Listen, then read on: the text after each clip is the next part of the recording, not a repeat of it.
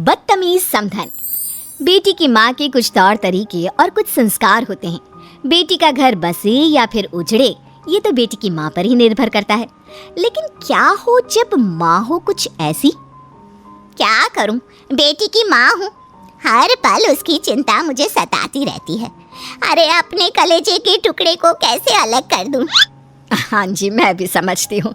मेरी भी एक बेटी है जिसकी शादी हो गई है। लेकिन बहन जी, आप समझिए तो। क्या समझूं समधन जी? वैसे सही बोल रही हैं आप भी बेटी की माँ है। लेकिन समधन जी, आप कहाँ समझती हैं? अगर समझती तो यूं मेरी फूल जैसी बच्ची से काम ना करवाती। अरे देखिए, हाथ देखिए इसके कैसे मजदूर वाले हो गए हैं। तभी वहाँ बहू आ जाती है जिसकी माँ उसकी सास से लड़ रही होती है। माँ, ये आप क्या बोल रही हैं? थोड़ा सा तो काम है, आप बात को इतना बड़ा क्यों रही है? और वैसे भी घर का काम करना मेरी जिम्मेदारी है। माफ करना समधन जी, हमारे घर में गीता ही काम नहीं करती, बल्कि सभी लोग काम करते हैं। और गीता ने थोड़ा ज्यादा काम कर भी लिया तो क्या हुआ? वो अब इस घर की बहू है और इस घर को संभालना चाहती है। बहू है तो क्या हुआ? इसका मतलब ये थोड़ी ना कि उसे नौकरानी बनाकर रखो है। देखिए देखिए क्या सूरत हो गई है बच्ची की। समधन जी, आप ये क्या बोल रही हैं? घर में काम करने से कोई नौकर नहीं बन जाता। हाँ, अगर गीता ये काम नहीं करना चाहती तो हमने उसे काम करने के लिए कभी मजबूर भी नहीं किया। हाँ माँ जी सही बोल रही हैं। उन्होंने मुझे काम करने के लिए कभी नहीं बोला।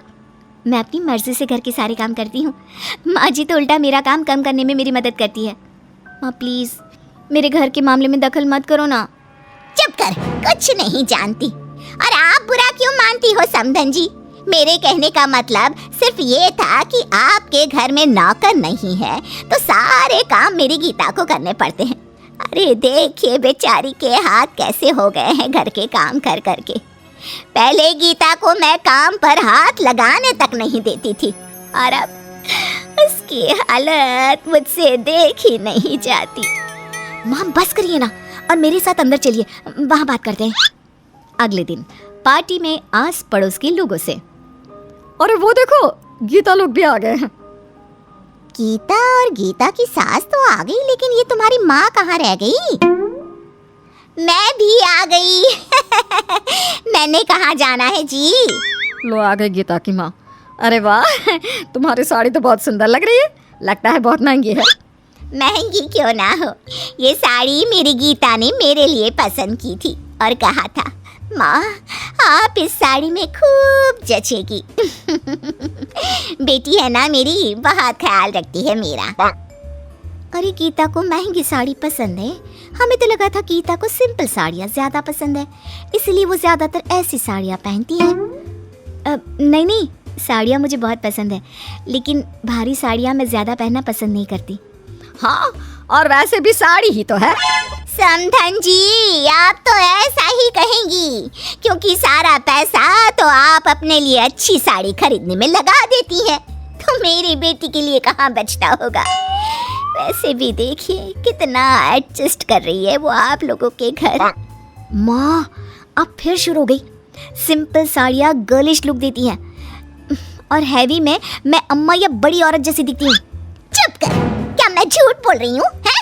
आप खुद ही देख लीजिए मेरी समधन की साड़ी, देखिए जरा, और एक नजर मेरी बेटी की साड़ी पे डालिए और फिर बताइए आप खुद। हाँ बोल तो आप सही रही हैं, सास की साड़ी बहू की साड़ी से ज़्यादा महंगी है। ये तो भाई ठीक नहीं है। क्यों, क्या ठीक नहीं है? माँ जी आप प्लीज़ इन लोगों की बात का बुरा ना मानिएगा। देख लिया, अब तो मानते हो ना कि मैं झूठ नहीं बोल रही। जब तक मेरी बेटी मेरे साथ थी वो महंगे और ब्रांडेड कपड़े पहनती थी, और शादी के बाद की हालत तो आपके सामने ही है। बेचारी की क्या जिंदगी बनाकर रख दी है समधन जी ने। ऐसे ही गीता की माँ हर जगह हर समय गीता की सास की बेइज्जती और उनके साथ बदतमीजी करती ही रहती है। लेकिन एक दिन, आप हमारा दिया हुआ कोई तोहफा क्यों नहीं लेती? क्या आपको मेरी बच्ची को परेशान करने में मजा आता है? समधन जी माफ करें, लेकिन इतना महंगा तोहफा हम नहीं रख सकते। हमारा इरादा गीता को तंग करना नहीं है। हम भला गीता को परेशान क्यों करेंगे?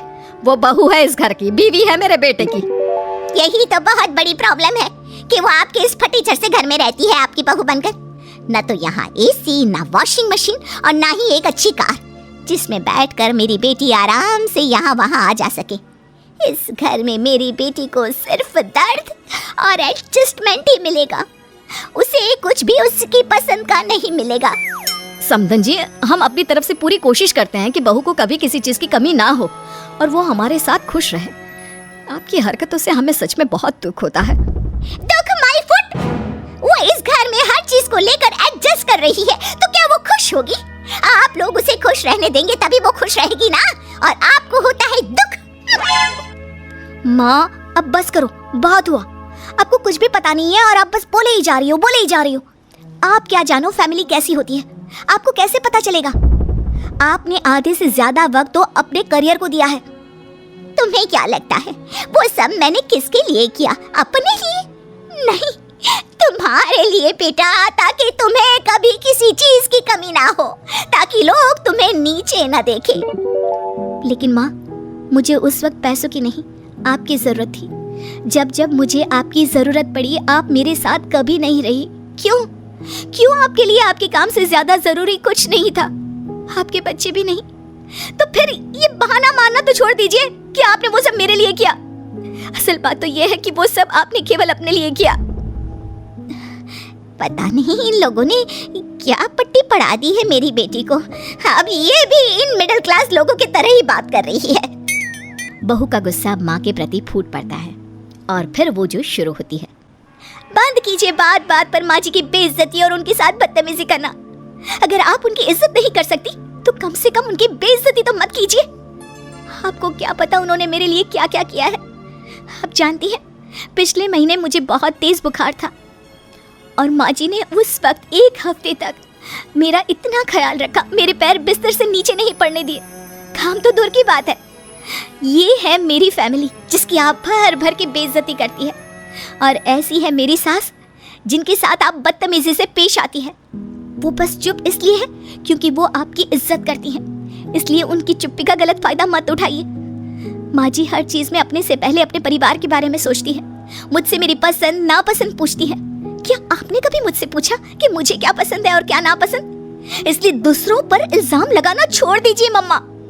भले ही मेरे परिवार के पास आपकी तरह बड़ी गाड़ी ना हो, नौकर वगैरह ना हो, लेकिन उनके पास मुझे प्यार करने का, मेरे ख्याल रखने का, मुझसे 2 बातें करने का टाइम जरूर है, जिससे मैं बहुत खुश हूँ। इसलिए आप बार बार माँ जी से बदतमीजी करना बंद कीजिए और वो रहा रास्ता, आप जा सकती हैं। बेटा, ऐसे बात नहीं करते माँ से। नहीं समधन जी, वो सही कह रही है। मुझे माफ करें, मुझे मेरी गलती का